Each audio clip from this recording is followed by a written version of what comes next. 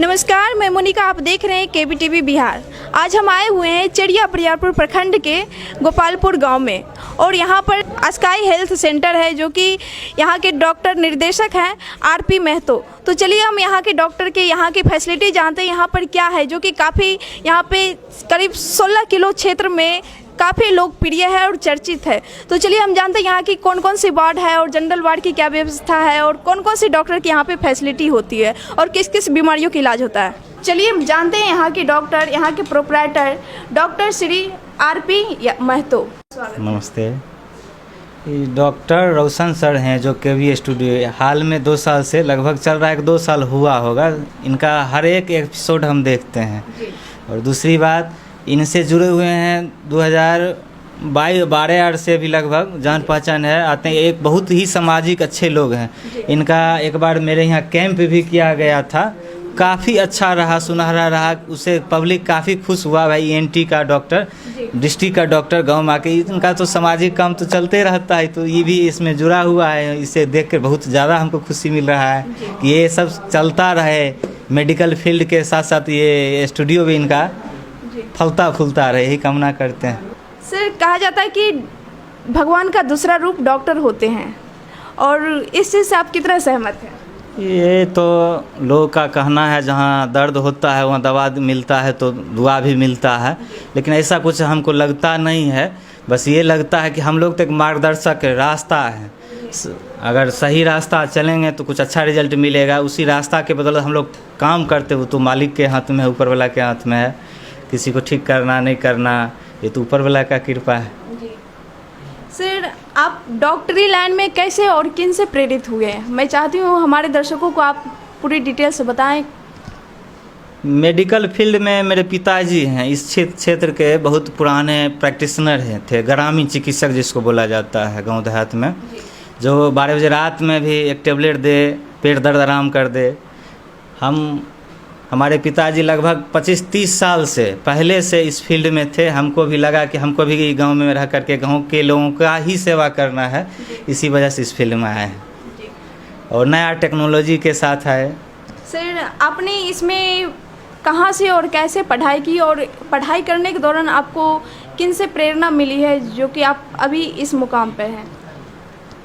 पढ़ाई हम post graduate हैं जनरल कोर्स में। वैसे मेडिकल फील्ड में हम लैब टेक्नीशियन का भी 2 साल का कोर्स कर चुके हैं और एक्यूप्रेशर से डॉक्टरेट भी कर चुके हैं।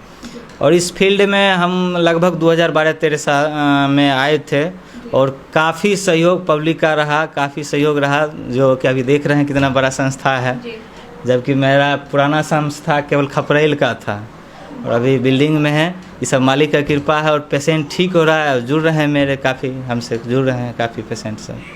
सर, यहाँ पर कौन कौन से बीमारियों का आप इलाज करते हैं और किन किन बीमारियों का इलाज किया जाता है? यहाँ तो जनरल फिजिशियन का काम होता है, लेकिन फिर भी यहाँ टेली मेडिसिन एक नया कॉन्सेप्ट हम 2012 में लाए थे इस फील्ड के लिए। टेली मेडिसिन एक तरह ये होता है कि ये लैपटॉप है, देखिए ज़रा सा है, इसके ज़रिए डॉक्टर को वीडियो कॉन्फ्रेंसिंग किया जाता है। डॉक्टर का पूरा वाइटल सिम्टम्स नाप के, उसका क्या बीपी पल्स क्या है, क्या कंप्लेन है, नोट करके डायरेक्ट स्पेशलिस्ट डॉक्टर से टेली मेडिसिन करके उनको डॉक्टर को बीमारी के बारे में डिटेल डाल करके वो उनसे एडवाइस करा के उन्हीं का प्रिस्क्रिप्शन एक प्रिंटेड लगा हुआ रहता है, उसके ज़रिए प्रिंट करके प्रिस्क्रिप्शन के अनुसार ही उसका ट्रीटमेंट कराया जाता है। उसको टेली मेडिसिन कहते हैं। मतलब डॉक्टर दिल्ली पटना के डॉक्टर, स्पेशलिस्ट डॉक्टर अब गांव में नज़दीक में ही उस सुविधा का, उस ज्ञान का, उस नॉलेज का सदुपयोग हो जाता है।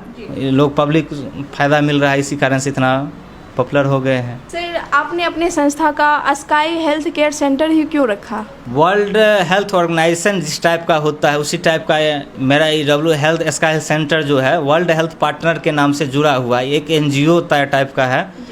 और इसका मतलब डोनेशन जो है बिल गेट्स फाउंडेशन अभी भी कर रहे हैं, और वो एक NGO है। इसके तहत डॉक्टर को पूरा कंपनी टाइप का बना करके एक जगह बैठा करके और टेलीमेडिसिन करवाती है।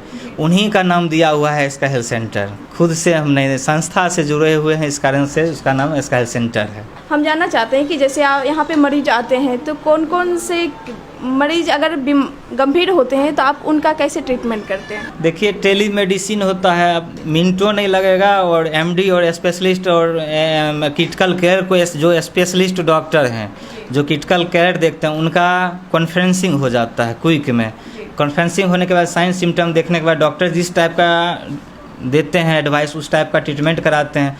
फिर भी अगर देख ये पता चल जाता है कि कोई हायर सेंटर का ज़रूरत है, वेंटिलेटर लगने का ज़रूरत है, तो उस ऐसे पेशेंट को यहाँ बगल में बेगूसराय पड़ता है, नज़दीक पड़ता है तो रेफ़र कर देते हैं, या संभव पटना भी कभी कभी जाता है पेशेंट, रेफ़र होता है। सारा पेशेंट तो एक हॉस्पिटल में तो डील होना तो नहीं है, संभव नहीं है। 2 साल से कोरोना काल चल रहा है, तो आप अपने यहाँ कोरोना के मरीज को भी ट्रीटमेंट किए हैं?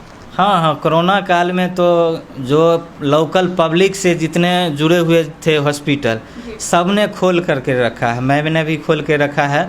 और कोरोना काल में भी हर संभव पेशेंट को जनरल ओपीडी मैंने कभी नहीं बंद किया है, और पेशेंट को कोरोना काल में भी सेफ्टी तरीक़ा से डायग्नोसिस हुआ है, और जो डायग्नोसिस हो गया कोविड पेशेंट और जो क्रोनिक था उसको हायर सेंटर के लिए रेफ़र भी किया है। जैसे कि आप ट्रीटमेंट कर रहे थे तो यहाँ पर बहुत सारे मरीजों को ऑक्सीजन वगैरह की ज़रूरत होती थी, तो वैसे मरीज को आप कैसे ऑक्सीजन जिसको जो हम लोग के पास छोटा सिलेंडर का अथॉरिटी है, छोटा सेंटर में 2-2 सिलेंडर रखे हुए हैं, उसी सिलेंडर के ज़रिए वैसा नॉर्मल पे जिसका ऑक्सीजन सेचुरेशन बहुत ज़्यादा कम है या 90 से कम है या 92 से कम है, उसके लिए तो हायर सेंटर रेफ़र कर देते थे। लेकिन नॉर्मल पेशेंट था तो उसको छोटा सिलेंडर से रेफरल के लिए रखते थे, उसे रेफरल करते थे, और जनरल ओपीडी जो इसको मेडिसिन से ठीक हो जाए उसको यहाँ ट्रीटमेंट भी हुआ है। जैसा कि हम सुना है कि आप राजनीतिक से भी जुड़े हुए हैं और अभी अपने क्षेत्र से मेंबर भी है, वार्ड मेंबर, तो आप एक डॉक्टरी पेशा को और राजनीतिक क्षेत्र से दोनों का कैसे संभालते हैं? देखिए, ये तो बहुत क्रिटिकल चीज़ है राजनीतिक, इसीलिए हम इस बार नॉमिनेशन भी नहीं कराया हूँ। और जब बन जाने के बाद तो सबका आशा जुड़ जाता है एक दूसरे से। किसी तरह इसको 5 साल हम क्रॉस किया है, उसके बाद सोचे कि अब नहीं, उस फील्ड में नहीं जाना। ये भी एक प्रकार का बहुत बड़ा सेवा है, बहुत बड़ा सेवा है, और इसी में योगदान दें, उस फील्ड को छोड़ना चाहे इसी वजह से। और बहुत लोकल पॉलिटिक्स जो होता है सब जाने पहचान के लोग हैं। 100% राजनीति में कभी भी आपके साथ सपोर्ट नहीं हो सकता, जबकि इससे पिछली बार मैं निर्विरोध वार्ड मेंबर था। लेकिन इस बार लगा कि नहीं, हमको 100% आदमी मेरे साथ नहीं हो रहा है। 70-80 में तो हम जीत जाते, लेकिन फिर भी हमारे पास 100% जुड़े हुए थे। कुछ न कुछ राजनीति की वजह से टूट रहा है, उसको हमको टूटते देखना अच्छा नहीं लगा, इसलिए हम ट्रैक चेंज कर लिए, फिर इसी फील्ड में आ गए। अच्छा से 24 घंटा का 24 घंटा हम इसी फील्ड में टाइम दें, मेडिकल फील्ड में टाइम दें, इस वजह से इस फील्ड में हम आ गए। आपका राजनीतिक में रुझान कब हुआ और कैसे हो गया? देखिए, खुद ब खुद इस फील्ड में नहीं होता है। जब लोग लगा कि आसपास के लोगों को कि राजनीतिक में भी कुछ अच्छा कर सकता है। आज सरकार दारू बंद किया है, जगह जगह फिर भी मिल रहा है, लेकिन दारू बंद करने का 2010-11 में दारू भट्टी मेरे यहाँ था, आसपास में कोई डेड कर गया था, उसका मैंने विरोध किया बहुत ताबड़तोड़। जो डीएम को भी नहीं, हमारे पीछे कई सारे लोग ग्रामीण थे उस समय, तो विरोध किया। दारू भट्टी बंद उस समय मैं करवाया था, जिस समय हमें सरकार लाइसेंस देती थी। अभी तो दारू बंद हो गया है। वही सबसे जागरूक हो के लोग सबको लगा कि कुछ आगे करेंगे, तो हम राजनीतिक में भी गए थे। लेकिन राजनीतिक में भी बहुत अच्छा हम पता कर सकते हैं। वार्ड 15 है मेरे गोपालपुर पंचायत में, जिसमें सबसे अच्छा मेरा अभी भी है कि भाई काम इस फील्ड में अच्छा हुआ है, काफ़ी अच्छा हुआ है।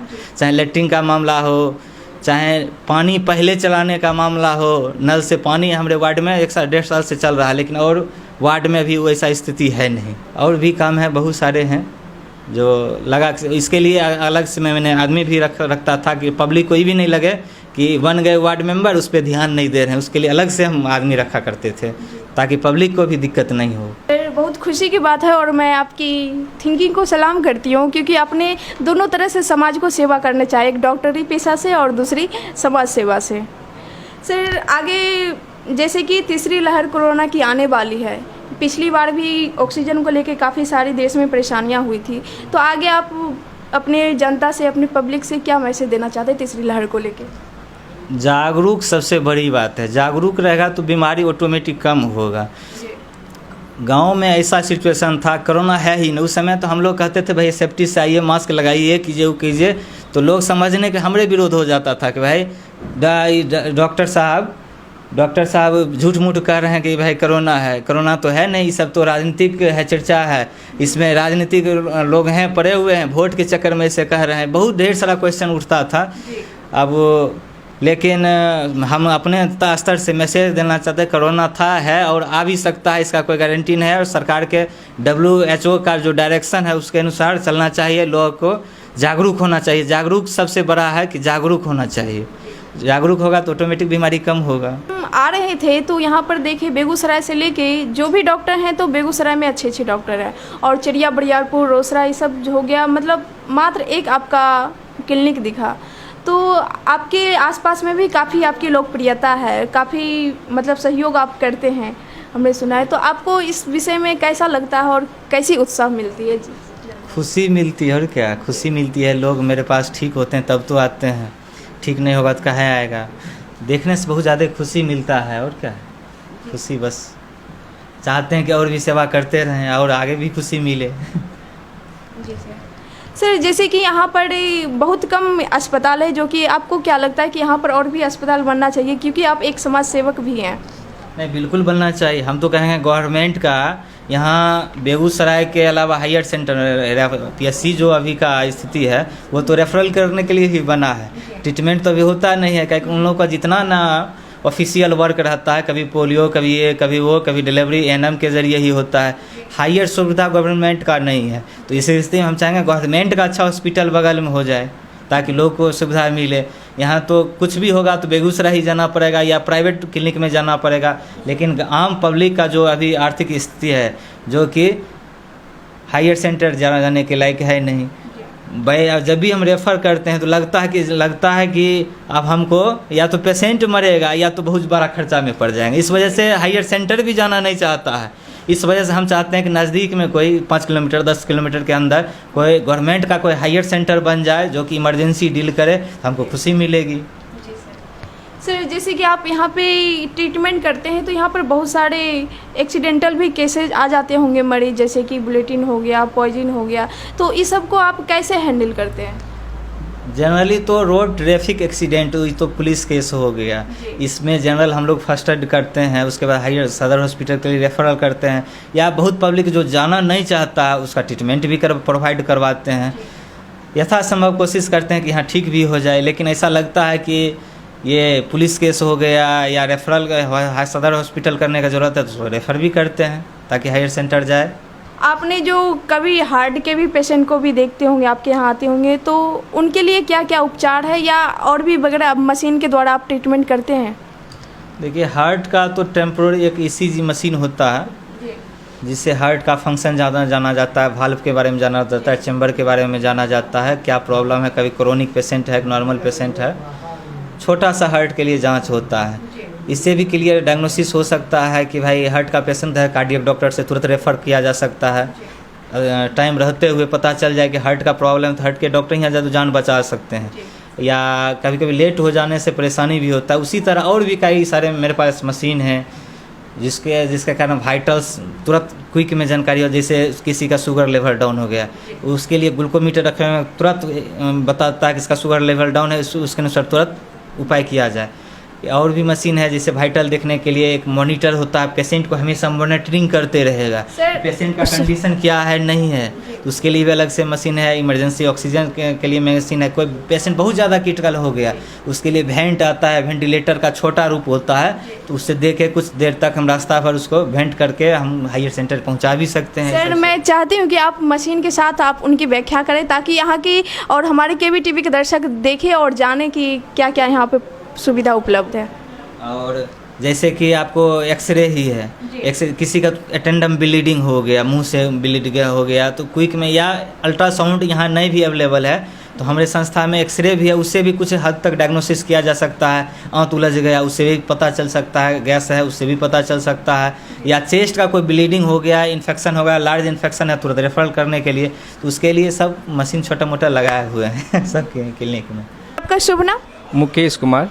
सर, आप इस सेंटर में कितने दिनों से काम कर रहे हैं? I am working here from 5 years. जी सर, आप 5 साल से काम कर रहे हैं यहाँ पर, तो आप कौन कौन से मतलब वर्क करते हैं यहाँ पे, आपका क्या वर्क है? I saw all the facilities here which demands the patients and control all the managing of this Sky Health Center Gopalpur. Ji sir, ये मैनेजिंग का तो काम बहुत ही टिपिकल होता है, तो आप इन पूरे अस्पताल को कैसे संभालते हैं? मैनेजिंग का काम तो डिफ़िकल्ट होता है, लेकिन अगर रूटीन बद्ध किया जाए तो बहुत डिफ़िकल्ट नहीं होता है। अगर डेली इसको सिंसियर रूप में किया जाता है तो डिफ़िकल्ट नहीं आती है, और क्योंकि उसमें डेली का अप टू डेट होता चला जाता है। सर, ये जो मशीन यहाँ पे लगी हुई, इसका क्या नाम है? इसका ECG मशीन है मैम। सर, इसका किस बीमारियों में उपयोग किया जाता है? इसका हार्ट कार्डियक डिजीज़ में इसका यूज़ किया जाता है, और इसी के जांच से पता चलता है कि बेसिकली हार्ट में कोई प्रॉब्लम है, क्या है, कितना है, क्या इसका यहाँ इलाज संभव है या नहीं, ये सब देखा जाता है। सर, यहाँ पे और भी सारे एक्सरे वगैरह की मशीन, एक्सरे सारे मरीज को यहीं किया जाता है? हाँ, इस रूरल एरियाज़ में एक्सरे के साथ साथ मॉनिटर भी है, जो अर्बन फैसिलिटी के तहत है। अर्बन में ये रूरल एरियाज़ में अर्बन के जैसा है, ये दोनों के बीच के गैप को मिनिमाइज़ करता है और बहुत ही चीप रेट में। यहाँ पर अलग अलग मरीजों को हर एक तरह से यहाँ पे डॉक्टर के ग्रुप के द्वारा यहाँ बुला के ट्रीटमेंट किया जाता है, और हम अभी हैं डेंटल चैम्बर में। तो चलिए, ये आप देख रहे हैं डेंटिस्ट चैम्बर, और यहाँ पे कौन से डेंटिस्ट के डॉक्टर यहाँ उपचार करते हैं हम जानते हैं यहाँ के स्टाफ से। सर, यहाँ पर कौन से डॉक्टर आते हैं और मरीजों को देखते हैं? यहाँ पे दांत के डॉक्टर हैं, डेंटिस्ट हैं, डॉक्टर ए सौरभ जो BDS हैं, और यहाँ आकर के वो दांत का सफल तो इलाज करते ही हैं, दांत लगाते भी हैं, और जो सस्ते दरों पर दांत लगाने का काम भी करते हैं। सर, वो कब से कब कितने टाइम में सेवा देते हैं यहाँ पर मरीजों को? वो पेशेंट अगर रहता है तो ऐसे तो मंगलवार और बृहस्पतिवार फिक्स रहता है, लेकिन पेशेंट के डिमांड पे वो आते भी हैं, राउंड पे भी आ जाते हैं। इमरजेंसी केसेज होते हैं तो आ जाते हैं। तो आइए हम जानते हैं यहाँ के कुछ पेशेंट से कैसे इनको सुविधाएं मिलती है इस ट्रीटमेंट के जरिए। आपका नाम? ममता देवी। आप कब आए यहाँ पर? 7 बजे से। क्या परेशानी थी जो आप यहाँ पर आए? पक्का पर से गिर गया। अच्छा, बच्चा गिर गया था छत पर से। हाँ। तो आपको यहाँ कल कैसा था और अभी कैसा सुधार मिल रहा है? कल ठीक, अभी सुधार है। अच्छा, सुधार। हाँ, कल सीरियस है बच्चा। ये डॉक्टर साहब के बारे में आप कब से जानते हैं, कैसे जाने जो यहाँ पर आप आ गए? मतलब कोई आदमी कहलखिन देखभाल बउआ के लिए कलिए पहले। अच्छा, आप पहले भी यहाँ आ चुके हैं, उसके बाद फिर दोबारा आए? अच्छा, दोबारा, यानी कि दोबारा आप आए हैं, एक बार इलाज करवा के जा चुके हैं। तो ये डॉक्टर साहब आपको कैसे लगते हैं?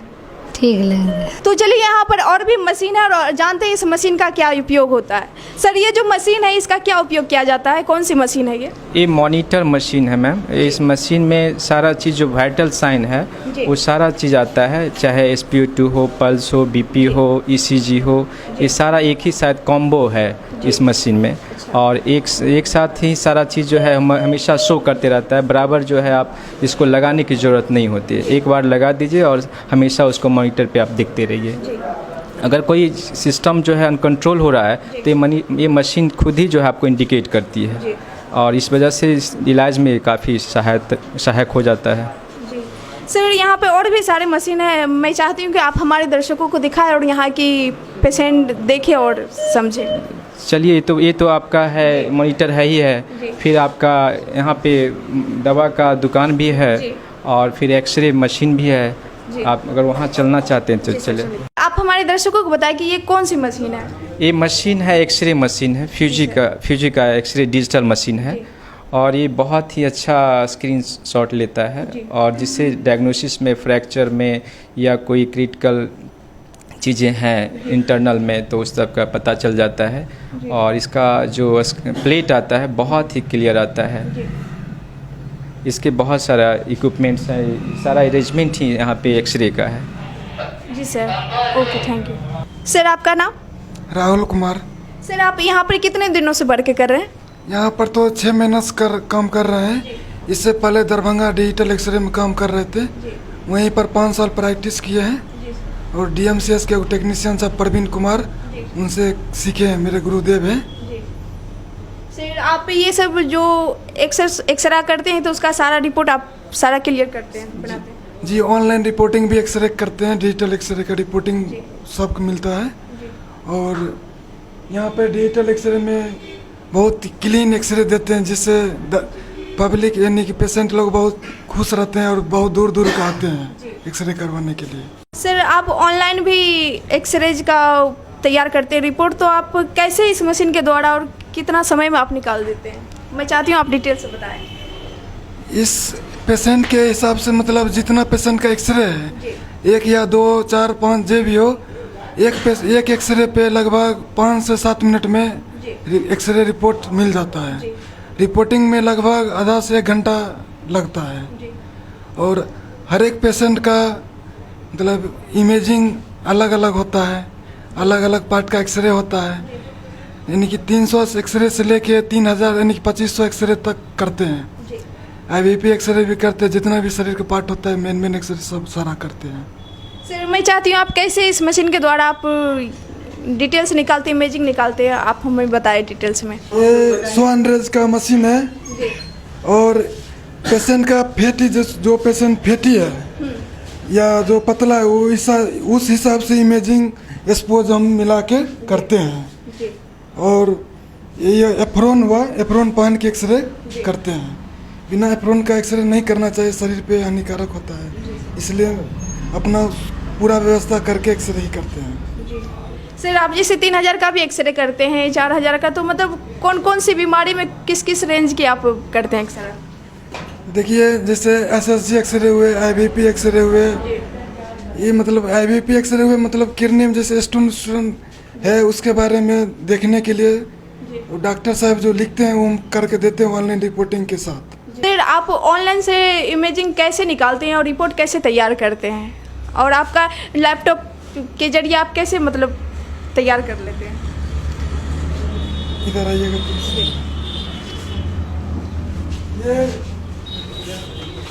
ये कैसेट हुआ जिससे हम एक्सपोज लेते हैं एक्सरे मशीन के द्वारा, और ये स्कैनर हुआ, इसमें स्कैन डालते हैं प्लेट और वहाँ पर स्कैन करके ऐसे इमेजिंग आता है। इसके बाद इमेजिंग हम बनाते हैं, बनाने के बाद इसमें सेंड करते हैं, जिसको ऑनलाइन रिपोर्टिंग ऐप्स के द्वारा बाहर लखनऊ या बाहर भेज के ऑनलाइन रिपोर्टिंग करते हैं। कौन सी मशीन है? ये एक्सरे प्रिंटर है, इसी के द्वारा एक्सरे प्लेट निकलता है। ये आप देख रहे हैं कि अस्का हेल्थ सेंटर में बहुत ही दूर दूर से मरीज आते हैं और यहाँ हर बीमारी का इलाज किया जाता है और यहाँ पे रोगी सफल होके जाते हैं, पूरा ट्रीटमेंट लेके जाते हैं। और चलिए ये रहा हमारा अस्का हेल्थ सेंटर का क्लिनिक, जो कि यहाँ पर हर एक तरह की दवाई की प्रोवाइड किया जाता है। सर आपका नाम? सर यहाँ पे कितने दिनों से आप बढ़ के कर रहे हैं? 8 साल से। सर 8 सालों से क्या यहाँ पर हर एक तरह की दवाई प्रोवाइड मिल जाती है यहाँ पर मरीजों की, कहीं बाहर नहीं जाना पड़ता? जी, तो यहाँ पर आप देखें ये रहा अस्काई हेल्थ सेंटर की क्लिनिक। तो चलिए आज हम आगे चलते हैं डॉक्टर की चैम्बर में और जानते हैं उनसे तो आप देख रहे हैं यहाँ पर है रिसेप्शन काउंटर, और इनसे हम जानते हैं किस तरह के कितने मरीजों एक दिन में करीब आ जाते हैं और कैसे यहाँ पे ट्रीटमेंट लेके घर जाते हैं। नमस्कार सर। नमस्कार। यहाँ पर 40 से 50 पेशेंट पर डे देखा जाता है। इसमें इमरजेंसी और जनरल सभी तरह का इलाज किया जाता है और यहाँ से लोग ठीक हो जाते हैं। जितने भी मरीज जाते हैं यहाँ से ठीक होके जाते हैं? लगभग, अब सब तो नहीं होंगे लेकिन 80% लोग ठीक हो जाते हैं। और जो ठीक नहीं होते उनको अगर यहाँ से होना होता है ठीक होते हैं, नहीं तो बेगूसराय और हायर सेंटर भेज दिया जाता है। सर यहाँ पर इमरजेंसी के भी, जैसे रात में एक्सीडेंटल केस आ गया तो इमरजेंसी भी सेवा उपलब्ध है? इमरजेंसी सेवा भी यहाँ डील कर लेते हैं। सर यहाँ पर कितने दूर दूर से पेशेंट आते हैं? यहाँ तकरीबन इधर 8-10 किलोमीटर दूरी चौतरफा लोग घुमा के यहाँ आते हैं और यही सब है। ये जो देख रहे हैं आप, ये हुआ इलेक्ट्रॉनिक बीपी मशीन और ये मैनुअल वाला हुआ। इससे जो है मतलब इलेक्ट्रॉनिक वाला कुछ इधर उधर भी थोड़ा होता है, लेकिन मैनुअल वाला सही रिपोर्टिंग होता है। सर इलेक्ट्रॉनिक में और दोनों में मतलब ये कभी गड़बड़ भी हो जाता है, लेकिन मैनुअल कभी गड़बड़ नहीं वाला सही रिपोर्टिंग देता है जी। आइए बैठिए, आपका काम। जी सर, मैं चलती हूँ, आप मेरा खुद बीपी चेक करके और मुझे बताएं कैसे, मतलब दोनों में क्या अंतर होती है, मैनुअल में और इलेक्ट्रॉनिक में। और अब मैनुअल ब्लास्ट करके देख लेते हैं, दोनों में अंतर तब न देख। और इलेक्ट्रॉनिक दोनों में हमेशा अंतर होते हैं कि या कभी कभी? कभी कभी। बीपी मशीन के अलावा भी यहाँ और बहुत सारी मशीन हैं जो इलाज में काफ़ी सहूलियत होती है। जैसे ये है बेट किलर, तो इस बेट इससे किया जाता है जिसके अकॉर्डिंग जो है दवा का डोज चलता है। यहाँ पे ये है ऑक्सीमीटर, ये ऑक्सीमीटर जो है ऑक्सीजन का सेचुरेशन मापने का। हाँ, ऑक्सीजन सेचुरेशन रेट देखा जाता है। फिर वहाँ देखिए आप जो है वो हाइट नापने वाला है, तो हाइट मशीन है वो। और इसके अलावा भी यहाँ फेटल डॉपलर भी है, जो गर्भवती महिलाएं आती है तो उनका नवजात उनके पेट में कैसे क्या उसका हार्ट रेट है, तो FHR देखने के लिए उसका यूज़ किया जाता है। गर्भवती पेशेंट को भी इलाज किया जाता है? हाँ, नॉर्मली सिर्फ FHR को देखने के लिए किया जाता है ताकि उनका बच्चा का स्थिति क्या है। और भी बहुत सारे मशीन हैं जो मैंने आपको OT में दिखाया था। मॉनिटर है जो इमरजेंसी के समय में फेस करने के लिए बहुत ज़रूरी है, ऑक्सीजन है, इस तरह की सुविधाएं। मैंने पहले कहा था कि आपको यहाँ रूरल में अर्बन के जैसा व्यवस्था मिलेगी और मिनिमाइज़ किया जाता है दोनों के बीच, रूरल और अर्बन के बीच मिनिमाइज़ किया जाता है जो काफ़ी सस्ते दर पे।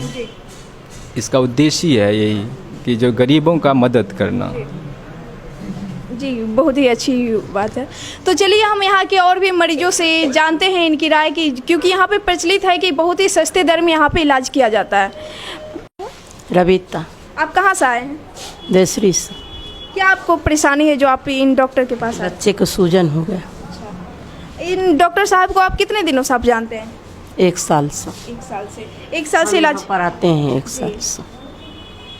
ये डॉक्टर साहब का कहना है कि बहुत ही मतलब सस्ते दर में और डॉक्टरों की अपेक्षा इलाज यहाँ पे कर देते हैं, सहयोग करते हैं गरीब लोगों की। हाँ।